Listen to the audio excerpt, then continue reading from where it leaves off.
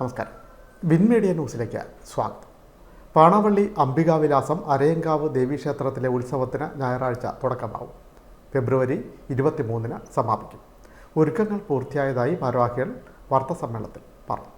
1200 കുംഭം 4 മുതൽ കുംഭം 11 വരെ പൊങ്കാല, തൃക്കൊടിയേറ്റ്, ദീപാലങ്കാരം, വിളംബര ഘോഷയാത്ര, പഞ്ചവർണ്ണ കളമെഴുത്തും തോറ്റംപാട്ടും, വിവിധ കലാപരിപാടികൾ, താലപ്പൊലികൾ, ഗരുഡം തൂക്കം, സ്പെഷ്യൽ പഞ്ചാരിമേളം, പാണ്ഡ്യമേളം, പണ്ഡിറ്റ് കർപ്പൻ, അനുസ്മരണ സമ്മേളനം, നാടകം, നാടൻപാട്ട്, ഓഡിയോ ട്രാക്ക് ഗാനമേള, കുംഭകലശ ഘോഷയാത്ര.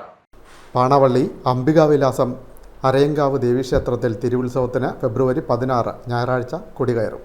23-നാണ് സമാപനം. ഞായറാഴ്ച രാവിലെ 8:30-ന് പൊങ്കാല ദീപം തെളിക്കൽ, തുടർന്ന് പൊങ്കാല നിവേദ്യ സമർപ്പണം, 10:30-ന് അന്നദാന വിഭവ സമർപ്പണം, 12-ന് കൊടിയേറ്റ് സദ്യ.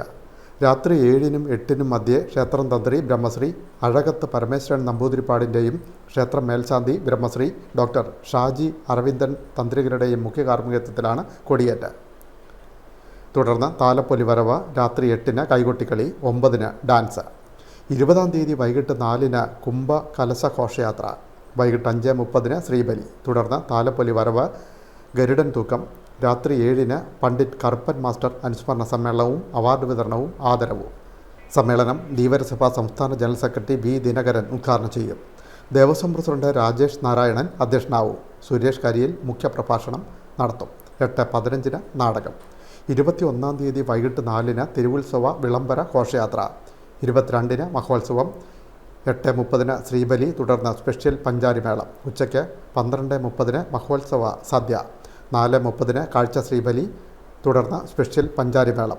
രാത്രി 9-ന് നാടകം, തുടർന്ന് പള്ളിവേട്ട, എഴുന്നള്ളത്ത്, തിരുവിടുത്തം. 23-ന് ആറാട്ട് മഹോത്സവം, രാവിലെ 8-ന് പൂരയിടി, 7:30-ന് നാടൻപാട്ടും ദൃശ്യാവിഷ്കാരവും, രാത്രി 8-ന് ആറാട്ട് സദ്യ. Devaswom president Rajesh Narayanan, vice president CS Raghuvaran, secretary T Dhanesh, ഖജാൻജി MS പുരുഷൻ എന്നിവർ വാർത്താസമ്മേളനത്തിൽ പങ്കെടുത്തു.